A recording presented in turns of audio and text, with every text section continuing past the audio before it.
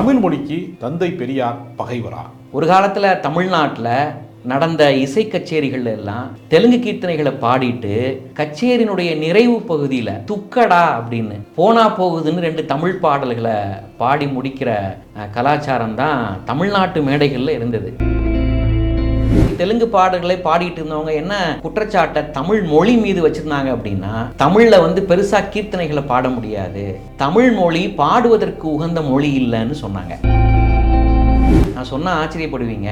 தன்னுடைய பகுத்தறிவு மேடைகள்ல சீர்காழி கோவிந்தராஜன் அவர்களை பக்தி பாடல்கள் பாடுவதற்கு அனுமதித்தவர் தான் தந்தை பெரியார். ஏன் பக்தி பாடல்களை பாடுவதற்கு அனுமதிச்சார் தெரியுமா? பாடல்கள் தமிழ்ல இருக்குங்கிற ஒரு காரணத்துக்காக. சில பாடல்கள் அவர் குரல்ல கேட்டா நிஜமாவே முருகன் இறங்கி ஓடி வந்துருவார் தான். திருச்செந்தூரின் கடலோரத்தில் செந்தில் நாதன் அரசாங்கம்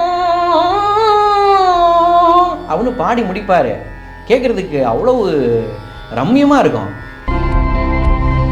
சீர்காழி கோவிந்தராஜன் அவர்கள் தமிழ் பாட்டு பாடுறாருங்கிற காரணத்துக்காகவே சங்கீத சபாக்கள்ல அவருக்கு வாய்ப்பு மறுக்கப்பட்டது. தந்தை பெரியார் சீர்காழி கோவிந்தராஜன் ஐயா அவர்களை பயன்படுத்தினதுக்கு அப்புறம்தான் சங்கீத சபாக்கள்ல சீர்காழி கோவிந்தராஜன் அவர்களுக்கு பாடுவதற்கு நாங்கள் வாய்ப்பு தர்றோம்னே சொன்னாங்க.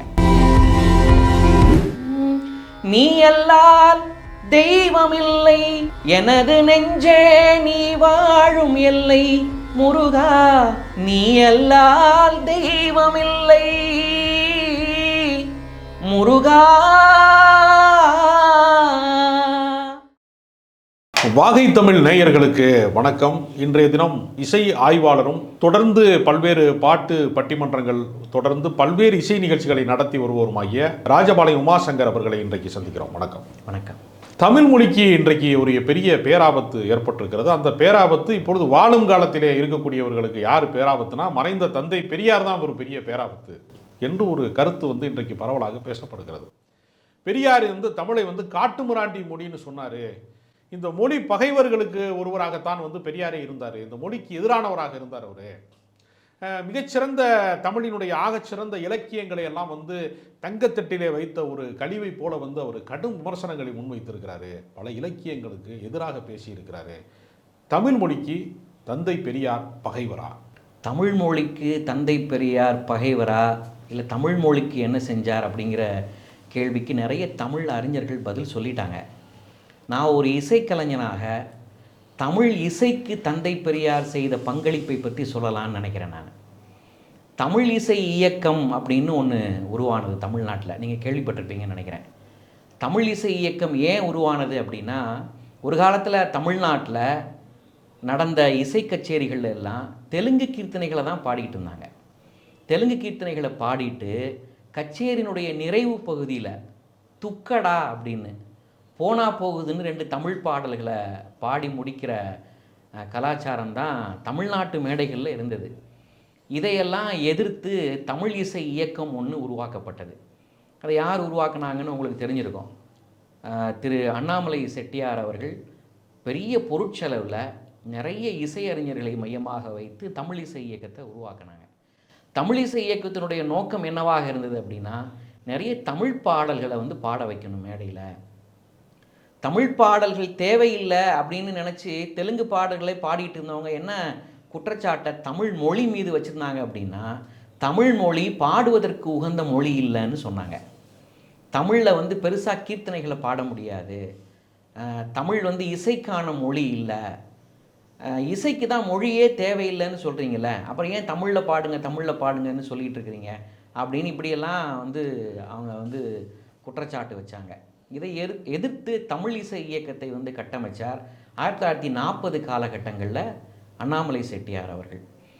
1940 காலகட்டங்களில் தான் தமிழ் இசை இயக்கம் உருவானதுங்கிறது வரலாறு. ஆனால் 1930 2வது சுயமரியாதை இயக்க மாநாடு நடத்தின தந்தை பெரியார் அவர்கள் அந்த மாநாட்டில் இசை அரங்கு ஒன்று ஏற்பாடு பண்ணுறார். அந்த இசை அரங்கில் பாடக்கூடிய இசைக்கலைஞர்கள் தமிழில் மட்டும்தான் பாடணும், தமிழ் பாடல்கள் பாடுற இசைக்கலைஞர்கள் மட்டும் வந்தால் போதும் அப்படின்னு அறிவிப்பையே வெளியிடுறார். அதனால தான் நான் என்ன சொல்ல வரேன் அப்படின்னா, தமிழுக்கு தந்தை பெரியார் என்ன செஞ்சாருங்கிறதுக்கு நிறைய பேர் பதில் சொல்லிட்டாங்க. ஆனால் தமிழ் இசை இயக்கத்திற்கு முன்னாடியே தமிழ்நாட்டில் தமிழ் பாடல்கள் ஒலிக்கணும், எல்லா மேடைகள்லையும் வந்து அது பாடப்படணும் அப்படின்னு இசைத்துறை அல்லாத சமூக இயக்கம் கண்டவர்களில் குரல் கொடுத்தவங்கள முதன்மையான ஒரு தலைவர் தந்தை பெரியார் அப்படின்னு நான் சொல்ல வர்றேன். இப்போ தமிழில் பாடாமல் தெலுங்கில் தான் கீர்த்தனைகள் பாடுவேன் என்று சொன்னவர்களும் அதை கேட்டுக்கொண்டிருந்தவர்களும் தமிழர்களாகவே இருந்தார்களா? ஆமாம். இதில் என்ன ஒரு ஆச்சரியமாக இருக்குன்னா, தமிழ்நாட்டில் தமிழிலே வந்து பாட மாட்டேன் என்று சொன்னவர்களே வந்து என்ன காரணத்துக்காக அப்படி சொன்னாங்க? அந்த காலகட்டத்தில் தமிழ் பாடல்கள் பாடினாலே கௌரவ குறைச்சல்னு பார்க்கப்பட்ட ஒரு காலம். இப்போ நான் ஒரு உதாரணம் சொல்கிறேன். 1944 அண்ணாமலை பல்கலைக்கழகத்தில் 7/2/1944 மாலை 6:30 மணிக்கு சீனிவாச சாஸ்திரியார் மண்டபத்தில் தந்தை பெரியார் அவர்கள் தமிழ் இசை அப்படிங்கிற தலைப்பில் ஒரு உரை நிகழ்த்தினார். தமிழ் இசை பற்றியும் பேசியிருக்காரா? தமிழ் இசைங்கிற தலைப்பில் உரை நிகழ்த்தினார். அது ஒரு மிக முக்கியமான உரை. இப்போ நீங்கள் சொன்னீங்க பாருங்கள், அந்த தமிழ் இசைங்கிற தலைப்பில் உரை நிகழ்த்தும் போது சொன்ன தகவல்கள் ரொம்ப முக்கியமான தகவல்களாக நான் பார்க்குறேன். அதில் ஒன்று தான், தமிழ்நாட்டில் பாட்டு கச்சேரி ஏற்பாடு பண்ணுறவன் தமிழ்நாட்டை சேர்ந்தவன், பாட்டு கேட்குறவன் தமிழ்நாட்டை சேர்ந்தவன், பாட்டு பாடுறவன் தமிழ்நாட்டை சேர்ந்தவன், அப்புறம் ஏன்டா தமிழ் பாட்டு பாட மாட்டேன்றீங்க அப்படின்னு அந்த உரையில் வந்து கலகக்குரலாக அன்னைக்கு பேசினார் தந்தை பெரியார் அவர்கள். அப்போ தந்தை பெரியார் அவர்கள் தமிழ் பாடல்கள் தமிழ் இசை முன்னெடுக்கணும் அப்படின்னு குரல் கொடுத்தவரில் மிக முக்கியமான தலைவராக, தமிழ் இசை இயக்கத்திற்கெல்லாம் முன்னோடி அப்படின்னு நம்ம பார்க்க வேண்டியது இருக்குது. அப்போ தமிழ் இசைக்கு தந்தை பெரியார் செய்த பங்களிப்பு, குறிப்பாக சுயமரியாதை இயக்கத்தின் மூலமாக செய்த பங்களிப்பு மிக முக்கியமான பங்களிப்பாக நான் பார்க்குறேன். நான் இப்போ டிஎம் கிருஷ்ணா போன்றவர்கள் வந்து என்ன செய்கிறாங்கன்னா, கர்நாடக இசை வந்து ஒரு அக்ரஹாரத்திற்குள்ளே அடைபட்டு விடக்கூடாது, சாமானியர்களும் அந்த பாடலை கேட்க வேண்டும் என்று ஒரு குரலை வந்து அவர் பேசி வருகிறார். அவர் இன்னும் ஒரு இசைக்கலைஞராக இருக்கிற காரணத்தினால அதற்காக பாடியும் வருகிறார். அப்போ அந்த இடத்தில் எந்த இடத்திலே ஆதிக்கம் வந்து அதிகமாக இருக்கிறதோ அந்த இடத்திலே இருந்து ஒருவர் வந்து இதற்கான நியாயங்களை பேசி கொண்டிருக்கிற போது, அதற்கு நேர்மாறாக தமிழர்களாக இருக்கிறவர்கள் வந்து தந்தை பெரியாரினுடைய வரலாற்று விஷயங்களை எல்லாம் புறக்கணிப்பது, அல்லது வந்து வரலாறு தெரியாமல் தான் அதை செய்து கொண்டிருக்கிறார்களா, அல்லது தெரிந்த வரலாற்றை மறைப்பதற்கு ஏற்பாடு செய்கிறார்களா, என்ன காரணத்திற்காக வந்து இது வந்து பெரியாரை வந்து தமிழ் மொழிக்கு எதிராக நிறுத்துகிறார்கள்னு நீங்கள் நினைக்கிறீங்க? அது இசை சார்ந்து டிஎம் கிருஷ்ணா போன்றவர்கள் சொல்லுகிற பதிலுக்கு உங்களுடைய கருத்து என்ன? தமிழ்நாட்டில் தமிழ் மொழிக்கு எதிராக தந்தை பெரியாரை வந்து நிறுத்துகிற காலகட்டம் இதுன்னு நீங்கள் சொன்னீங்க. அப்போ இந்த நேரத்தில் தமிழ் பாடல்களுக்கு ஆதரவாக தந்தை பெரியார் எப்படியெல்லாம் பங்களித்திருக்கிறாருன்னு அப்படிங்கிற தமிழ்நாட்டுக்கு வெளிச்சம் போட்டு காட்ட வேண்டிய ஒரு நேரமாக இதை நான் பார்க்குறேன். இப்போது சீர்காழி கோவிந்தராஜன் அப்படின்னு சொன்ன உடனே உங்களுக்கு என்ன நினைவு வருது? பக்தி பாடல்கள் நினைவு வருது. நான் சொன்னால் ஆச்சரியப்படுவீங்க, தன்னுடைய பகுத்தறிவு மேடைகளில் சீர்காழி கோவிந்தராஜன் அவர்களை பக்தி பாடல்கள் பாடுவதற்கு அனுமதித்தவர் தான் தந்தை பெரியார். ஆச்சரியமான தகவல். ஆமாம். ஏன் பக்தி பாடல்களை பாடுவதற்கு அனுமதிச்சார் தெரியுமா? பாடல்கள் தமிழில் இருக்குங்கிற ஒரு காரணத்துக்காக, தமிழ் பாடல்கள்ங்கிற காரணத்துக்காக. இப்போ சீர்காழி கோவிந்தராஜன் அப்படின்னு சொன்ன உடனே எனக்கு என்ன ஞாபகத்துக்கு வருது அப்படின்னா, தமிழுக்கு ஒரு குரல் இருக்குது அப்படின்னா, தமிழ் மொழிக்குன்னு ஒரு குரல் இருக்குது அப்படின்னா, அது சீர்காழி கோவிந்தராஜன் அவருடைய குரலாகத்தான் இருக்குன்னு ஒரு அறிஞர் எழுதினார். அப்படி ஒரு வெங்கலப்பானையை உருட்டி விட்ட குரல்னு சொல்லுவாங்க. சீர்காழி கோவிந்தராஜன் அவர்களை பற்றி இசை விமர்சகர் சுப்புடு அவர்கள் சொல்லும்போது சொல்லுவாங்க, அவருக்கு மைக்கே தேவையில்லைப்பா, சீர்காழி கோவிந்தராஜன் மாங்காட்டில் நின்று பாடினா மகாபலிபுரம் வரை கேட்கும், அப்படிப்பட்ட ஒரு குரல் கொண்ட ஒரு கலைஞர் சீர்காழி கோவிந்தராஜன். சீர்காழி கோவிந்தராஜன் சொன்ன உடனே அவருடைய பாடல்கள் நமக்கு என்ன ஞாபகத்துக்கு வரும் அப்படின்னா, நீ எல்லால் தெய்வமில்லை, எனது நெஞ்சே நீ வாழும் எல்லை, முருகா நீ எல்லால் தெய்வமில்லை, முருகா அப்படிங்கிற பாட்டு நம்மளுக்கு ஞாபகத்துக்கு வரும். ஏன்னா அவ்வளோ உச்ச ஸ்தாயில் பாடக்கூடிய ஒரு ஒப்பற்ற கலைஞர். என்னுடைய நண்பர் ஒருத்தர் சொன்னார், முருகன் ஒருத்தர் இருந்தால் இறங்கி ஓடியாந்துருப்பாங்க சொன்னார். ஆமாம், சில பாடல்கள் அவர் குரலில் கேட்டால் நிஜமாவே முருகன் இறங்கி ஓடி வந்துடுவார் தான். திருச்செந்தூரின் கடலோரத்தில் செந்தில் நாதன் அரசாங்கம் தேடி தேடி வருவோர்க்கெல்லாம் தினமும் கூடும் தெய்வாம்சம், திருச்செந்தூரின் கடலோரத்தில் செந்தில் நாதன் அரசாங்கம் அவனு பாடி முடிப்பார். கேட்குறதுக்கு அவ்வளவு ரம்யமாக இருக்கும். இப்போ சீர்காழி கோவிந்தராஜன் ஐயா அவர்களை ஏன் தந்தை பெரியார் மேடைகளில் பாட வச்சார் அப்படின்னா, அன்னைக்கு இருந்த ஒரு முக்கியமான ஒரு இசை அரசியலை நாம் புரிஞ்சுக்கணும். ஏன் அவரை பாட வச்சார் அப்படின்னா, சீர்காழி கோவிந்தராஜன் அவர்கள் தமிழ் பாட்டு பாடுறாருங்கிற காரணத்துக்காகவே சங்கீத சபாக்களில் அவருக்கு வாய்ப்பு மறுக்கப்பட்டது. தமிழ் பாட்டாக பாடிட்டு இருக்கிறாரு, சங்கீத சபாவில் வந்தால் தெலுங்கு பாட்டு தான் பாடணும், இந்த சங்கீத சபாவில் பாடுறதுக்கு நீங்கள் தகுதியற்றவர்னு சொல்லி ஒதுக்கி வச்சுருந்தாங்க. இணையத்தில் இந்த கட்டுரை இருக்குது, சீர்காழி கோவிந்தராஜன் ஐயா அவர்களை பற்றிய கட்டுரை இருக்குது. அப்போ தந்தை பெரியார் ஒரு முடிவெடுத்தார். தன்னுடைய பகுத்தறிவு மேடைகளில் முதல்ல நல்ல விபூதி போட்டு சந்தனம் வச்சு குங்குமம் வச்சு ஜம்முன்னு சீர்காழி கோவிந்தராஜன் ஐயாவை மேடையில் பாட வைக்கிறது. அதுக்கப்புறம் அவர் பாடி முடித்த உடனே இவர் மேடை ஏறி இவருடைய வழக்கமான பாணியில் இந்த பகுத்தறிவு பிரச்சாரங்களை செய்கிறது. இப்படியே மேடைகளில் ஒரு பழக்கமாக வச்சுருந்தார். இதை பார்த்த தெலுங்கு பாட்டு பாடுற எல்லாருமே இதை தொடர விட்டோம் அப்படின்னா இந்த மேடைகளில் இவரை கையில் எடுத்து பண்ணிடுவாங்க, இவரை நாம் கையகப்படுத்த வேண்டிய அவசியம் இருக்குதுன்னு சொல்லி தந்தை பெரியார் சீர்காழி கோவிந்தராஜன் ஐயா அவர்களை பயன்படுத்தினதுக்கு அப்புறம்தான் சங்கீத சபாக்களில் சீர்காழி கோவிந்தராஜன் அவர்களுக்கு பாடுவதற்கு நாங்கள் வாய்ப்பு தர்றோம்னே சொன்னாங்க. அதுக்கப்புறம் தான் சங்கீத சபாக்களில் சீர்காழி கோவிந்தராஜன் ஐயா பாடினார். இது ஒரு முக்கியமான இசை வரலாற்றில் மிக முக்கியமான ஒரு இடமாக நான் பார்க்குறேன். அதனால தான் கவிஞர் பல்லவன் அவர்கள் ஒரு பாடல் எழுதினார். தந்தை பெரியார் தமிழிசை மன்றத்திலேருந்து அந்த பாடலை வெளியிட்டாங்க. மதிப்பிற்குரிய பாடகர் புஷ்பவனம் குப்புசாமி ஐயா அவங்க பாடினாங்க. பெரியார் யார், சாதாரண கிழவன் இல்லை அப்படின்னு சொல்லி அந்த பாட்டை ஆரம்பிப்பார் பாருங்க. கிழவன் அல்ல அவன் கிழக்கு திசை, கிழவன் அல்ல அவன் கிழக்கு திசை, இருள் கிழித்து எழும் சுடர் உலகின் மீசை, கிழவன் அல்ல அவன் கிழக்கு திசை, இருள் கிழித்து எழும் சுடர் உலகின் மீசை, கிழவன் அல்ல அவன் கிழக்கு திசை.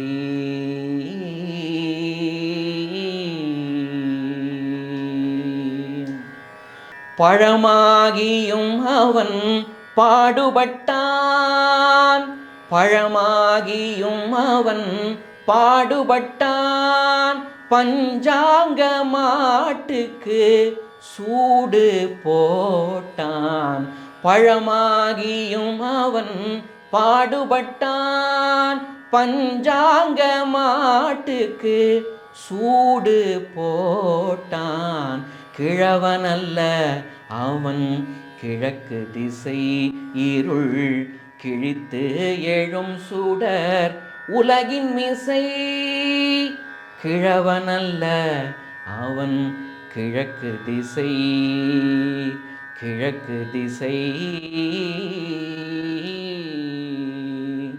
பழித்தவர் தலைகளை பணிய வைத்தான், பகுத்தறிவாளர்களின் அரசமைத்தான், பழித்தவர் தலைகளை பணிய வைத்தான், பகுத்தறிவாளர்களின் அரசமைத்தான், கொழுத்தவர் கூலைகளை நடுங்க வைத்தான், கொழுத்தவர் கூலைகளை நடுங்க வைத்தான், குள்ளநரித்தனம் ஒடுங்க வைத்தான், குள்ளநரித்தனம் ஒடுங்க வைத்தான், கிழவனல்ல அவன் கிழக்கு திசை, இருள் கிழித்து எழும் சுடர் உலகின் மீசை, கிழவன் அல்ல அவன் கிழக்கு திசை, அவன்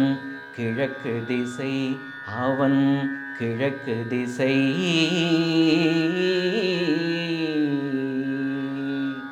அப்படின்னு பல்லவன் அவர்கள் எழுதிய ஒரு இசைப்பாடல் ஒன்று உண்டு. புஷ்பவனம் குப்புசாமி ஐயா அவர்கள் பாடின பாட்டு இந்த பாட்டு. அப்போ தமிழ் இசைக்கு தந்தை பெரியாருடைய பங்களிப்பு மிக முக்கியமான ஒன்றாக நான் பார்க்குறேன். 1944 அண்ணாமலை பல்கலைக்கழகத்தில் சீனிவாச சாஸ்திரியார் மண்டபத்தில் அவர் நிகழ்த்திய அந்த தமிழ் இசைங்கிற தலைப்பில் நிகழ்த்திய உரையில் சில முக்கியமான தகவல்களை சொன்னார்னு நான் சொன்னேன் பாருங்கள். அதில் ஒரு முக்கியமான தகவல் ஒன்று உண்டு. அவர் பேசும்போது சொன்னார், நிறைய சங்கங்கள் உருவாகிருக்கு உலகத்தில், இசை கேட்போர் சங்கம்னு ஒன்று உருவாக்கணும்னாரு. தந்தை பெரியார். ஆமாம். திரைப்படம் நாடகம் பார்க்கிறவர்கள் சங்கம்னு ஒன்று உருவாக்கணும், பத்திரிகை படிப்பவர்கள் சங்கம்னு ஒன்று உருவாக்கணும் அப்படின்னு சொன்னார். அப்போ அவருடைய இசை குறித்து, இசை கேட்கிறவர்கள் குறித்து, தமிழ் இசை குறித்து அவர் இருக்கக்கூடிய மிக நுட்பமான அறிவை வந்து அந்த அவருடைய உரையின் மூலமாக நிறைய பேர் தெரிஞ்சுக்கிட்டாங்க. ரொம்ப முக்கியம், தமிழ் இசை இயக்கத்திற்கு எதிராக அவர் விமர்சனம் வைக்கவும் செஞ்சார். தமிழ் இசை இயக்கம்னா எதுக்காக உருவாக்கப்பட்டது? தமிழ் பாடல்கள் பாடுறதுக்காக உருவாக்கப்பட்ட இயக்கம் தான் தமிழ் இசை இயக்கம். அவர் விமர்சனம் வச்சார் பாருங்க. தெலுங்கில் நரசிம்மமூர்த்தியேன்னு பாடுறாங்க, அதை எதிர்த்து நீங்கள் என்ன பாடுறீங்க? சிங்கமுக கடவுளேன்னு பாடுறீங்க. இதனால் மக்களுக்கு என்னையா பலன் இருக்கு? மக்களுக்கான வாழ்வியல் பாடல்களை எப்போ பாட போகிறீங்கன்னு கேட்டார் தந்தை பெரியார். அப்போ தமிழ் இசை இயக்கத்திற்கு முன்னாடியே தமிழ் மக்களுக்கான வாழ்வியல் பாடல்களை, மக்கள் பிரச்சனைகளை பாடலாக நீங்கள் ஏன் பாடலைன்னு கேட்ட மாபெரும் தலைவர் தான் தந்தை பெரியார் அவர்கள் அப்படின்னு நம்ம பார்க்கல. அரசியல் கட்சிகளில் இருக்கக்கூடிய பிரச்சார பாடல்களுடைய வடிவம் இருக்கு இல்லையா? ஆமாம். அது போன்ற வடிவம்லாம் அப்பொழுது தோன்றவில்லையா? அந்த மாதிரியான ஒரு போக்கு அப்பொழுது இல்லையோ? ஆமாம். 1940க்கு முன்னாடிலாம் வந்து அந்த குரல் எங்கேருந்தும் ஒலிக்கவே இல்லை. சரியாக சொல்லப்போனால் தமிழ் இசைக்கு ஆதரவாக முதல்ல குரல் கொடுத்தவர் தந்தை பெரியார் தான் அப்படின்னு நான் சொல்ல வரலை. தமிழ் இசைக்கு ஆதரவாக 7 இசை மாநாடுகளை நடத்திய ஆகப்பெரும் தமிழ் அறிஞர் ஒருத்தர் இருந்தார் 1930க்கு முன்னாடியே. இப்போ நான் உங்களை பார்த்து ஒரு உரையாடலுக்காக ஒரு கேள்வி வைக்கிறேனே, தமிழ் தாத்தா யாருன்னு கேட்டால் நீங்கள் என்ன சொல்லுவீங்க? ஓவே சாமிநாத ஐயர். ஓவே சாமிநாத ஐயர்னு சொல்லுவீங்க. யாராலும் மறுக்க முடியாது அவர் செஞ்ச பணிகளை. இப்போ நான் உங்களை பார்த்து இன்னொரு கேள்வி கேட்குறேன், தமிழ் இசை தாத்தான்னா யார்? தெரியலையா? தெரியலங்கிறத விட உங்களுக்கு யாரும் சொல்லிக் கொடுக்கல, யாருக்கும் சொல்லிக் கொடுக்கல. தமிழ் தாத்தா ஒருத்தர் இருந்தால் தமிழ் இசை தாத்தான்னு ஒருத்தர் இருந்திருப்பாரா இல்லையா? ஏன் நமக்கு சொல்லிக் கொடுக்கப்படலைன்னு யோசிக்கணுமா இல்லையா? முதலாக சிலப்பதிகாரத்தை ஊவேசா அவர்கள் தான் பதிப்பிச்சார் 18ஆம் நூற்றாண்டு காலகட்டத்தில். சிலப்பதிகாரம் வந்து பதிப்பிக்கப்பட்ட உடனே நிறைய தமிழ் அறிஞர்கள் வந்து அதை வாசித்தாங்க. எல்லாரும் வாசித்து புரிஞ்சுக்கிட்டாங்க, வாசிச்சுட்டு கடந்து போயிட்டாங்க. சிலப்பதிகாரத்தினுடைய எல்லா பகுதியுமே அவங்க புரிஞ்சுக்கிட்டாங்களா அப்படின்னா இல்லை. குறிப்பாக சிலப்பதிகாரத்தினுடைய ஆட்சியர் குரவையில் அரங்கேற்று காதில் இருக்கக்கூடிய இசை நுணுக்கங்களை அவங்க வாசிச்சுட்டு கடந்து போயிட்டாங்க. அவங்களால சரியாக அதில் உள்ள இசை நுணுக்கங்களை புரிந்து கொள்ள முடியல. ஏன் புரிந்து கொள்ள முடியல? அவங்களுக்கு இசை தெரியல. அப்போ இசையும் இலக்கியமும் தெரிந்த ஒரு நபர் வாசித்தார் அந்த காலகட்டத்தில் சிலப்பதிகாரம் வந்த உடனே. யார் அப்படின்னா, தென்காசிக்கு பக்கத்தில் சுரண்டை அப்படிங்கிற ஊருக்கு பக்கத்தில் இருக்கிற சாம்பவர் வடகரையில் பிறந்தவர் அவர். அதுக்கப்புறம் திண்டுக்கல்ல போய் அங்கே ஆசிரியர் பயிற்சி நிறுவனத்தில் வந்து படிக்கிறதுக்காக வந்தவர். சித்த மருத்துவம் கற்றுக்கிட்டாரு, இசை கற்றுக்கிட்டாரு. அவரும் அந்த சிலப்பதிகாரத்தை வந்து வாசிக்கிறார். அப்போ ஆட்சியர் குரவையிலையும் அரங்கேற்று காதில் இருக்கக்கூடிய இசை முடிச்சுகளையெல்லாம் அவிழ்த்து தமிழ் இசைதான் உலகின் தொன்மையான இசை அப்படின்னு ஒவ்வொன்றுக்கும் பதில் சொல்கிற மாதிரி 1346 பக்கங்கள் கொண்ட கருணாமிர்த சாகரம் என்கிற மாபெரும் இசை இயல் நூலை இந்த உலகிற்கு படைத்த ஆபிரகாம் பண்டிதர் தான் தமிழ் இசை தாத்தா. அவருடைய நினைவாக ஏஆர் ரஹ்மானுடைய ஃபவுண்டேஷன் ஏதோ. ஆமாம் ஆமாம். அப்போ செஞ்சுருக்காங்க அவங்க. ஆமாம். ஏஆர் ரஹ்மான் அவர்கள் தமிழ் இசை அறிஞர் ஆபிரகாம் பண்டிதருக்காக ஒரு ஃபவுண்டேஷன் வச்சு அந்த நூலை வந்து எல்லாரும் படிக்கணும் அப்படின்னு சொல்லி எல்லாருக்கும் அதை ப்ரொமோட் பண்ணாங்க. கருணாமிர்த சாகரங்கிற நூலை எல்லாரும் படிக்கணும்னு ப்ரொமோட் பண்ணாங்க.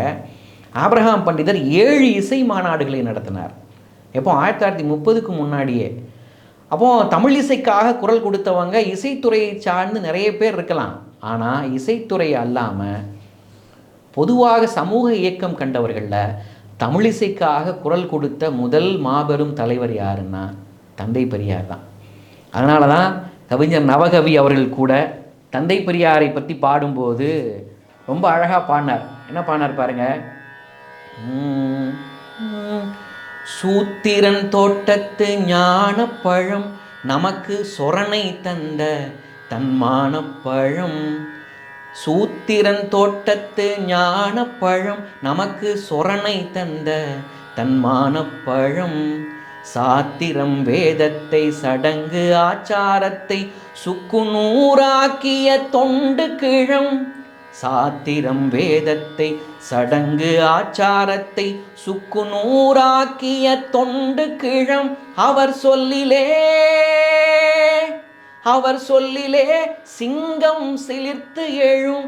அவர் சொல்லிலே சிங்கம் சிலிர்த்து எழும். அவர் சொல்லிலே சிங்கம் சிலிர்த்து எழும். ஈரோட்டு பாதையை பாராட்டு, வெண்தாடி சிங்கத்தை சீராட்டு. வர்ணாசிரமத்துக்கு வைத்தாரே வேட்டு, வர்ணாசிரமத்துக்கு வைத்தாரே வேட்டு. ஈரோட்டு பாதையை பாராட்டு, வெண்தாடி சிங்கத்தை சீராட்டு அப்படின்னு நவகவி அவர்கள் கூட பாடினார். அப்போ எங்கெல்லாம் தமிழ் மொழிக்கு எதிரான சங்கடங்கள் எங்கெங்கெல்லாம் ஏற்படுதோ அப்பெல்லாம் குரல் கொடுத்தவர் தான் தந்தை பெரியார்.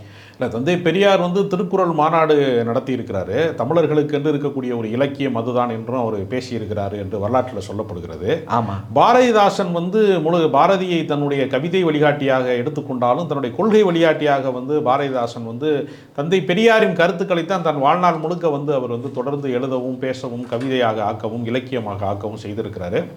எனவே வரலாற்றிலே நம்ம மறந்துவிட்ட பக்கங்களை எல்லாம் மறைக்கப்பட்ட பக்கங்களாக மாற்ற வேண்டும் என்று நினைக்கிற சில வலதுசாரி சக்திகள் தான் இதை இந்த மாதிரியான கருத்துக்களை தொடர்ந்து பரப்பி வர்றாங்க. அந்த கருத்துக்களை நீங்கள் இசையின் வழியாக இன்றைக்கு முறியடித்திருக்கிறீர்கள். அந்த வரலாற்றின் பக்கங்களை மீண்டும் நினைவு கூட்டுவதன் வழியாக உங்கள் இசை பாதையின் வழியாகவே அதற்கு பதில் சொல்லி சிறப்பான ஒரு நேர்காணலை தந்ததற்கு நன்றி. நன்றி.